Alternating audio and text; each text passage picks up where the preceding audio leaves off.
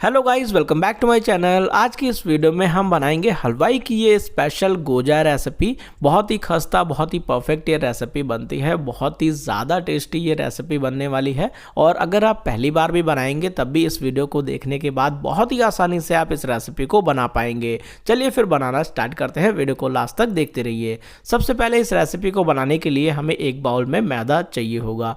मैदा हमने यहाँ पे कप से बताऊँ तो लगभग 2 कप जितना मैदा हमने यहाँ पे यूज़ किया है। और ग्राम में लगभग ये 300 ग्राम जितना मैदा हमने यूज़ किया है। कम ज़्यादा थोड़ा बहुत हो जाएगा तब भी चलेगा, लेकिन बहुत ज़्यादा नहीं। अब ज़्यादातर मेज़र करके किसी कटोरी या फिर किसी वेट मशीन से मेज़र करके ज़्यादा यूज़ करेंगे तो अच्छा रहेगा।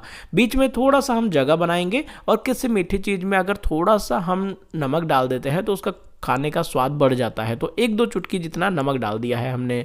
और इसमें हम डालेंगे थोड़ा सा बेकिंग पाउडर। इससे काफ़ी अच्छा फ्लफीनेस आएगा। तो 1/4 चम्मच या 1/3 चम्मच जितना आपने इसके अंदर डाल देना है। थोड़ा बहुत कम ज़्यादा हो जाएगा तब भी चल जाएगा। और इसके बाद यहाँ पे हलवाई अमोनिया पाउडर भी डालते हैं खस्ता करने के लिए, लेकिन हमें यहाँ पे घर पे बनाना है तो थोड़ा हेल्दी अच्छा बनाएंगे, इसलिए हम यहाँ पे घी डाल के इसको खस्ता करेंगे। तो लगभग आधा कप से थोड़ा सा कम, 1-2 चम्मच आधा कप से कम है। मतलब कि ये 80 ग्राम घी है। और घी को थोड़ा सा मेल्ट करके, गर्म करके, हल्का गुनगुना करके डालना है। और साथ में हम उतना ही पानी इसके अंदर डाल देंगे। पानी घी से थोड़ा ज़्यादा यूज़ होगा, लेकिन फ़िलहाल हमने आधा कप जितना ही पानी भी इसके अंदर डाल दिया है। और घी आधा कप से थोड़ा कम था, मतलब 80 ग्राम था। और पानी हमने 100 ml जितना लिया है। पानी थोड़ा बहुत और ज़रूरत पड़ेगी तो आप यूज़ कर सकते हो ऊपर से। और उसके बाद अच्छे से मिक्स करते हुए हमें एक अच्छा सा डो बना के रेडी करना है। डो जो बनाना है वो बहुत ज़्यादा सॉफ्ट नहीं होना चाहिए, बहुत ज़्यादा टाइट भी नहीं होना चाहिए। जैसे नॉर्मली घर में हम आटा गूंथते हैं रोटी बनाने के लिए, बिल्कुल वैसे ही रखना है। उससे ज़्यादा सॉफ्ट भी नहीं, उससे ज़्यादा टाइट भी नहीं रखना है। और बिल्कुल परफेक्ट डो बना के हमें रेडी करना है।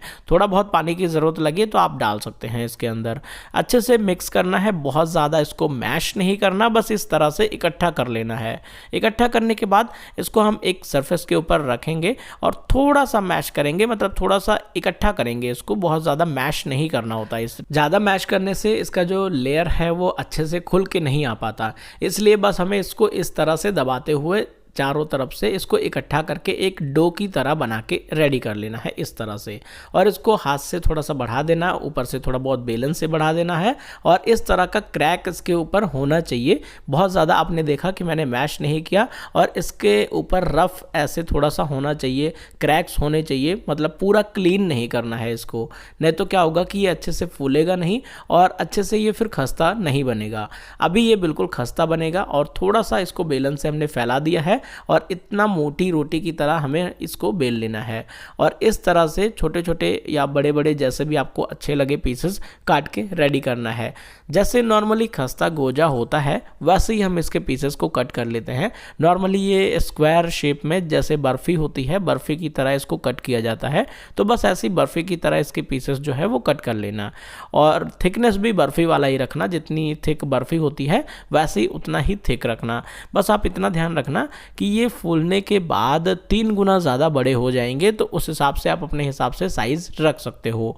अब इस तरह से बर्फ़ी का जो शेप है इसका हम काट के रेडी कर लेंगे। ऐसे ही हमने सारे पीसेस को काट लेना है।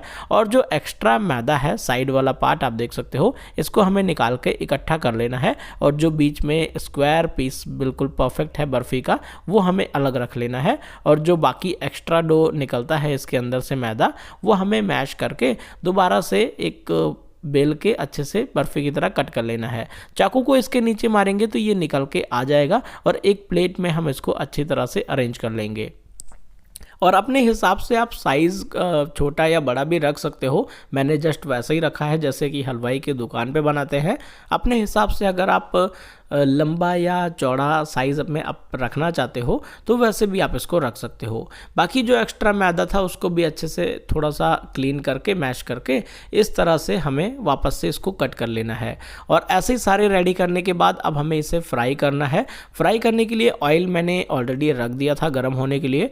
ऑयल थोड़ा सा मुझे ज़्यादा गर्म लग रहा है, इसलिए मैं इसके अंदर थोड़ा और ऑयल मिक्स कर देता हूँ ताकि ऑयल का टेम्परेचर कम हो जाए। क्योंकि इस रेसिपी को फ्राई करने के लिए लिए हमें ऑयल का टेम्परेचर बहुत कम चाहिए, मतलब इतना कम होना चाहिए कि हल्के हल्के से बबल्स आए बस। बिल्कुल गैस को लो फ्लेम पे रखना, और या तो चाहो तो 1 मिनट के लिए गैस को बंद भी कर सकते हो। इस तरह एक पीस डाल के देखेंगे, बिल्कुल हल्के हल्के इस तरह से बबल्स आ रहा है तो इसका मतलब बिल्कुल परफेक्ट है। अब हम सारे पीसेस को हम इसके अंदर डाल देंगे और इसे लगभग 1-2 मिनट का टाइम लगेगा। धीरे धीरे फूलते हुए ये ऊपर की तरफ आएंगे, और हिलाने के लिए कढ़ाई को आप हिला सकते हो। और देखिए मैं ऑयल को टच कर रहा हूँ फिर भी हाथ जल नहीं रहा, मतलब आप समझ सकते हो कि ऑयल कितना कम गर्म है, मतलब बहुत कम गर्म ऑयल को रखना पड़ता है, बहुत कम टेम्परेचर रखना पड़ता है इस रेसिपी के लिए। अब धीरे धीरे जैसे जैसे इसको हीट मिलेगी तो ये इस तरह से फूलते हुए ऊपर की तरफ आएंगे। जब ये फूल के ऊपर की तरफ आ जाए तो गैस को हाई फ्लेम पे कर देना 1 मिनट के लिए। अब मैंने जैसे ही आप देख सकते हो कि सारे पीसेज ऊपर आ गए हैं तो मैंने 1 मिनट के लिए हाई फ्लेम पे कर दिया था गैस को, और जैसे ही टेम्परेचर थोड़ा इस तरह से ज़्यादा बढ़ जाए वापस से गैस को लो फ्लेम पे कर देना है। इससे क्या होगा कि जब टेम्परेचर अच्छे से बढ़ जाएगा तो इनकी जो ऊपर की स्किन है वो थोड़ी टाइट हो जाएगी, और ये फिर और ज़्यादा नहीं फूलेंगे और ये फिर फटेंगे नहीं तो क्या होता है कि ये इतने ज़्यादा फूल जाते हैं कि ये बहुत ज़्यादा ऑयल में ही टूट के बिखर जाते हैं। तो इसीलिए टेम्परेचर के हिसाब से इसको फ्राई करना होता है। अब धीरे धीरे इसको उठाना है, जेंटली इस तरह से टच करके देख सकते हो। अगर ये थोड़ा सा टाइट होने लग गया है तो आप इसको इस तरह से पलट सकते हो, धीरे धीरे करके थोड़ा टाइट हो जाए तब। अब जैसे जैसे आप देख सकते हो कि ये टाइट होता जा रहा है उस तरह हम इसको फिर ज़्यादा अच्छे से चला सकते हैं। जब ये थोड़ा और टाइट हो जाए फिर आप इसको इस तरह से भी चला सकते हो। ये देखिए जैसे ये वाला पीस टूट गया है ना, ऐसे ही अगर हम टेम्परेचर ज़्यादा नहीं करेंगे तो ये सारे पीसेस ऐसे ही टूट के बिखर जाएंगे, क्योंकि ये खस्ता बहुत ज़्यादा हो जाते हैं। और जब ये इस तरह से ब्राउन होना स्टार्ट हो जाए फिर आप इसको इस तरह से चला सकते हो, क्योंकि अब ये बिल्कुल अच्छे से परफेक्ट पक चुका है। लगभग 10 से 12 मिनट जब आप इसको फ्राई करेंगे इस तरह से गोल्डन ब्राउन होने तक, तब ये बिल्कुल रेडी हो जाएगा। उसके बाद हम इसको निकाल सकते हैं। ये देखिए अब ये बिल्कुल रेडी है। अब हम इसको निकाल सकते हैं 10 से 12 मिनट के बाद, और हमें बिल्कुल कम टेम्परेचर पे इसे फ्राई करना है। बीच में सिर्फ 1 मिनट के लिए ही गैस को हाई फ्लेम पे करना है, उसके बाद आपने लो टेम्परेचर पे ही इसको लगातार फ्राई करना है, और जब गोल्डन ब्राउन हो जाए तो निकाल लेना है। अब इसके लिए हमें शुगर सिरप यानी कि चाशनी बनानी है। एक पैन में हमने रखा है चीनी हम यहाँ पे यूज़ करेंगे लगभग आधा किलो। हम ज़्यादा यूज़ कर रहे हैं क्योंकि चाशनी में हमें इसको डिप करना होता है। तो 2 कप चीनी और 1 कप पानी डाल के अच्छी तरह से इसको हमें उबाल लेना है। और उबालने के बाद इसमें जब ये अच्छे से एक बार उबल जाए तो थोड़ा सा नींबू का रस डाल देना है। इससे क्या होगा कि जो चाशनी है वो क्रिस्टलाइज नहीं होगी, सूख के पापड़ी जैसी वाइट पाउडर जैसा नहीं बनेगा चीनी का, मतलब थोड़ा सा सॉफ्टनेस वाली गीली गीली चीनी रहेगी, हल्की सी, तो सॉफ्ट एकदम अंदर से एकदम परफेक्ट रहेगा, मतलब अंदर से अच्छे से चाशनी जो है वो भरी रहेगी। अब नींबू का रस डालने के बाद लगभग 1 मिनट के लिए हमें इसको उबलने देना है। जब 1 मिनट इसको उबलते हुए हो जाएंगे तो फिर हमें इस तरह से चेक करके देखना है। अगर ये हल्की एक पतली तार वाली चाशनी बन रही है तो इसका मतलब है कि ये बिल्कुल रेडी है। अब हम इसके अंदर जो गोजा है वो डाल के डिप कर सकते हैं। एक तार वाली इस तरह से बननी चाहिए चाशनी। तो चाशनी बन गई है, अब हम गैस बंद कर देते हैं। थोड़ा सा फ्लेवर के लिए आप इसके अंदर रोज वाटर, केवड़ा वाटर या फिर इलायची का पाउडर भी डाल सकते हो। मेरे पास अभी नहीं है तो मैंने नहीं डाला। और अब ये जो खस्ता गोजा है वो हम इसके अंदर डाल देंगे, थोड़ा थोड़ा करके डालेंगे, एक ही बार में ज़रूरी नहीं है कि आप सारे डाल दो, 2 बार में करके हम इसको डाल देंगे। और इसे हम करीब 2-3 मिनट के लिए या लगभग 5 मिनट के लिए इसको ऐसे ही रहने देंगे ताकि जो चाशनी है वो अंदर तक इसके भर जाए। अगर आपको मीठा कम रखना है फिर आप इसे एक बार डिप करके निकाल सकते हो, लेकिन अगर आपको चाशनी अंदर तक भरी हुई चाहिए तो 5 मिनट के लिए छोड़ देना, फिर इसको निकालना। मैंने 5 मिनट के लिए छोड़ दिया था, उसके बाद इसको निकाल लिया है। और जो बाकी के बचे हुए हैं वो भी हम इसके अंदर डाल के ऐसे ही 5 मिनट के लिए फिर से छोड़ देंगे, और 5 मिनट के बाद फिर से हम इसको निकाल लेंगे। तो आपका बहुत ही परफेक्ट जो खस्ता गोजा है हलवाई जैसे बनके रेडी है। अभी मैं आपको इसे तोड़ के दिखाता हूँ कि ये कितना खस्ता है, कितनी अच्छी जो लेयर्स है वो इसके अंदर बनी हुई है। ये देखिए अंदर तक चाशनी भी भर गई है और लेयर भी बहुत अच्छी भरी हुई है। अंदर से हल्का सा सॉफ्ट फील होगा, खस्तापन है, क्रिस्पी है, बहुत ही परफेक्ट जैसे हलवाई की दुकान पे होता है बिल्कुल वैसे ही है। और ये देखिए कितना खस्ता है, तोड़ने से ही आप समझ गए होंगे कि कितना ये खस्ता है। और लेयर्स आप देख सकते हो कितनी सारी है इसके अंदर।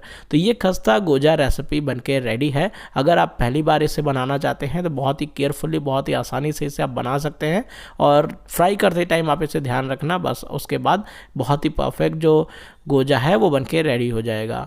बहुत ही खस्ता है, बिल्कुल परफेक्ट है, एकदम हलवाई जैसे। तो ये वीडियो कैसी लगी दोस्तों कमेंट करके ज़रूर बताइए। ऐसे ही अगर आप और भी वीडियोस हमारी देखना चाहते हैं तो हमारे चैनल को सब्सक्राइब करके नोटिफिकेशन बेल को ऑन कर ले, ताकि आपको ऐसे ही हलवाई वाली वीडियोस जो है मिलती रहे। और अगर आपको हलवाई जैसी सब्जियां, स्नैक्स वगैरह देखना है तो उसके लिए मैंने दूसरा चैनल बनाया है, उसका लिंक मैंने डिस्क्रिप्शन में दे दिया है, तो आप उस चैनल को भी सब्सक्राइब कर सकते हो। थैंक यू दोस्तों, ये वीडियो आपको कैसी लगी कमेंट करके जरूर बताइए। आप हमारे इस चैनल को सब्सक्राइब करके नोटिफिकेशन बेल को ऑन कर लें, ताकि आप सभी को हमारी जो वीडियोस है वो जितने भी आने वाली हलवाई स्टाइल वाली वीडियोस हैं वो आपको मिलती रहेंगी। थैंक यू सो मच, मिलते हैं नेक्स्ट वीडियो में, बाय बाय।